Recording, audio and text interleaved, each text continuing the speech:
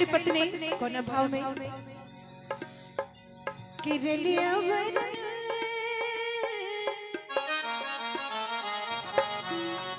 रेलिया बैरन हो रेलिया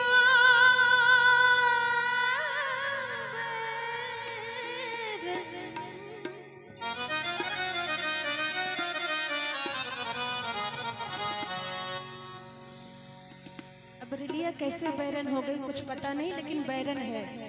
पत्नी ने कह दिया कि रेलिया बैरन तो बैरन कैसे कि रेलिया बैरन कि रेलिया बैरन पिया को लिए जाए रे रेलिया बैरन रेलिया बैरन पिया को लिए जाए रे रेलिया बैरन रेलिया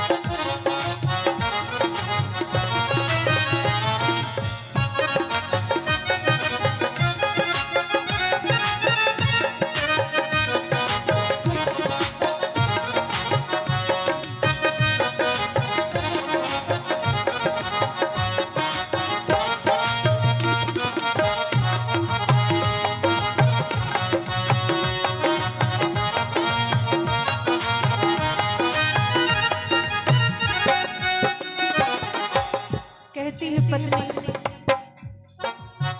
जबन कसवा से पिया मोर जाई है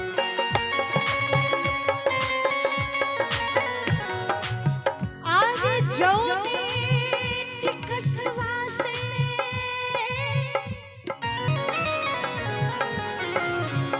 पिया मोर जाई है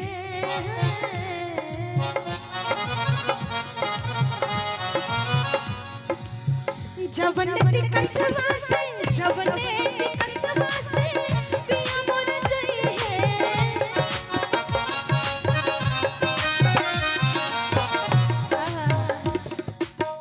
जबने कसवा से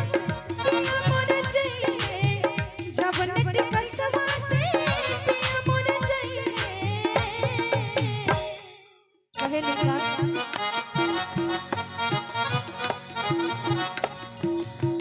बरसे पनिया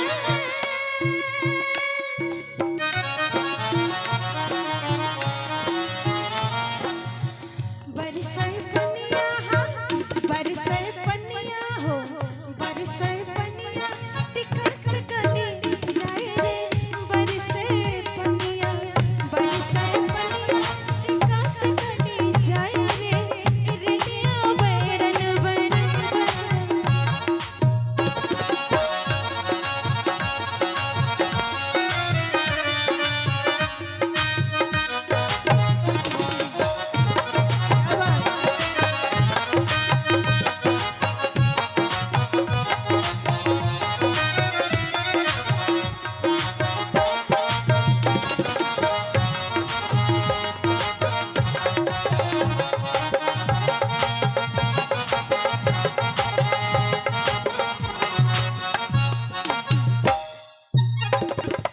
कहती है पत्नी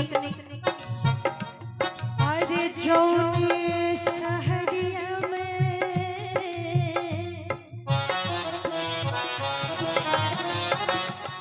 पिया मोरा जाई है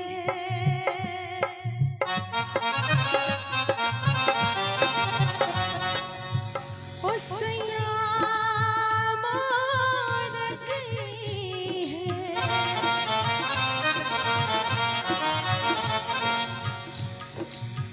जब सहरिया में पिया मोरा जाई है जब सहरिया में पिया मोरा जई है, जब सहरिया में पिया मोर जई है,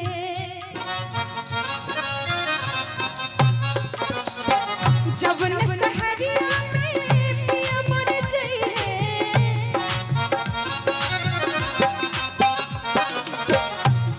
और बहुत बहुत आभार डॉक्टर साहब की तरफ से ये ढेर आशीर्वाद है, उनको बहुत बहुत धन्यवाद देते हैं। और उनके लिए 2 लाइन कहना चाहूँगी मैं।